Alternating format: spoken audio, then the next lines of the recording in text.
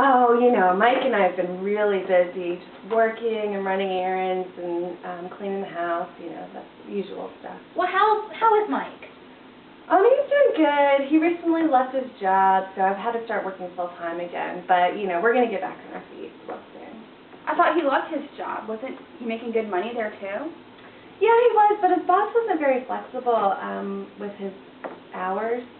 I guess he would come in late sometimes, and they just really railed on him. So he decided that he would go ahead and leave because, it wasn't worth it to have to deal with that. It wasn't the right place for him. Well, why was he coming in late? A lot of times he wasn't feeling well. He would be drinking a lot the night before, maybe be a little hungover, but so he would have to go in a little bit late, and I would call in for him, and I felt bad about lying to his boss, but I love him, and that's what you do for people that you love. So, you felt like by calling his boss and telling him that Mike was sick, when really he had a hangover, that you were just protecting him. Well, yeah, and helping him out. He needed help, and so I did what he asked me to do. So now you work full-time? I do, yeah. It's been kind of a stress.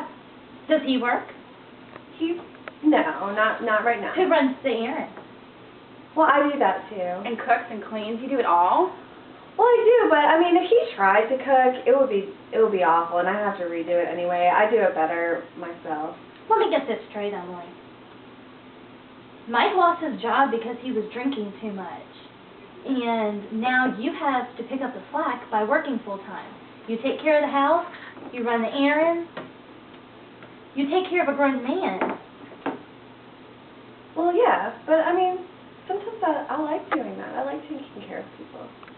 Well, Emily, I think it's one thing to take care of somebody, and I think it's another thing to take care of a grown man who's taking advantage of you. I don't think he's taking advantage of me. Have you read this book that I'm reading? It's called Codependent No More. I think you're codependent. I've never heard of that. What's codependent? Well, Emily, it's when you take care of a needy person to make yourself feel more fulfilled. Some doctors even call it a disease. A disease? I don't have a disease. I love Mike, and so I feel bad for him. He had a hard upbringing, and his parents were alcoholics too. He can't help it. It's not his fault. Give him a break. Well, sure, he had a bad upbringing, but Emily, when you get to be a grown-up, you have to take your own responsibilities. And, he can take your responsibility. You don't have to do that for him.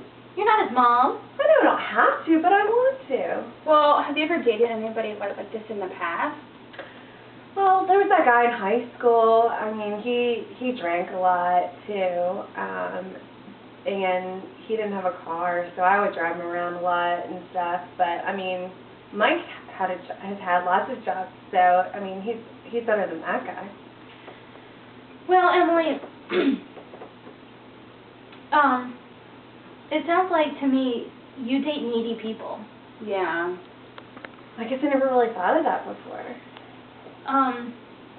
Yeah, you must be codependent, Emily. You have some of the classic characteristics that I've learned from my book.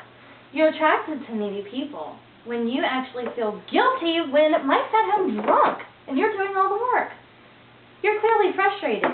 And as you said about doing all the chores, making the money, and doing the errands while Mike sits at home. Yeah, but things are going to get better. This is just a cycle for him. He gets a job and he loses it, but we get back on our feet. He'll find another job soon. Right, Emily, that's the problem. This is the cycle, and it gets worse and worse. The problem isn't with Mike, Emily. The problem is with you. Yeah. Codependents have low self-worth, and they look for others to make them feel worthy and loved. Do you know why Mike fights and you fight so much? It's because this is an unhealthy relationship. You're enabling him to continue this unhealthy lifestyle. He just keeps hurting you and hurting you over and over again. I just feel so hopeless. I know it's not a good relationship. It's not working, but I really love him. It's going to get better, right? Well, Emily, an estimated 80% of the people who are codependent are in a relationship with people who are dependent on alcohol or is. Oh, really? I didn't know that. And it must be emotionally draining for you too, Emily. You have all these responsibilities to take care of and a grown man? Yeah. I know. I mean, I'm just obsessed with making him feel better and taking care of him, but I don't know how to make myself feel better. Well, let him take care of some of his own responsibilities, Emily. In this book that I'm reading, Codependent No More by Melanie Beattie, the author says that the first step you can do is detach yourself from this person. I don't mean in a cold or harsh way. I just mean emotionally, mentally, physically, sexually. Don't be mean to him, just distance yourself.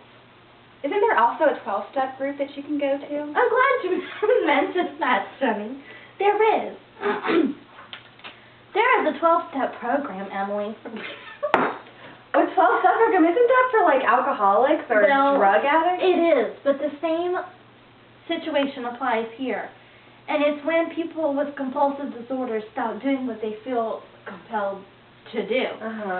They're for codependents, and this process helps them very much. It will help you get more self-esteem, and you'll feel more fulfilled in the process of your own feelings and pay attention to your own needs. But how can I do that? I mean, I live with him. I can't just, like, up and leave. I see him all the time. Plus, I really love him. Well, I'm sure you do, Emily, but this book suggests that you live in the here and the now. You stop thinking about the past or wishing things will get better in the future. It's just a cycle.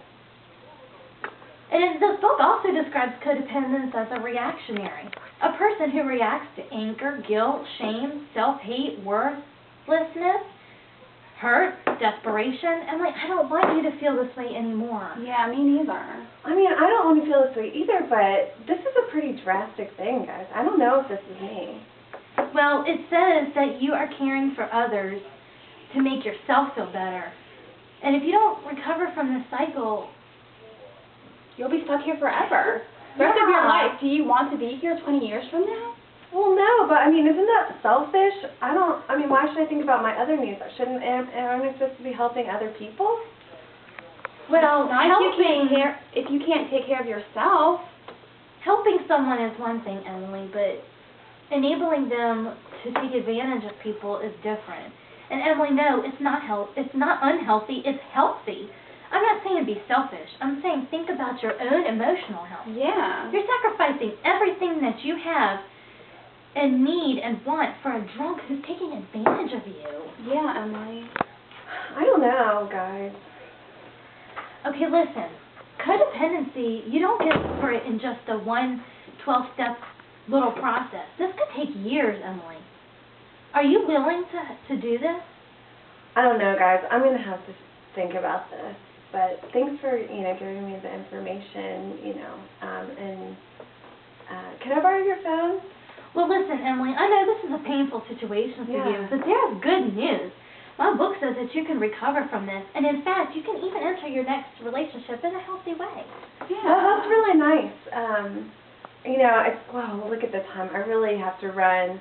Mike's got to go to the gym, and he doesn't have, we've only got the one car these days, so I got to go take him to the gym. But thanks again, and, I'll think about this stuff. I really appreciate it, you guys. If there's anything I can do to help either of you, in the future, you can call me, okay?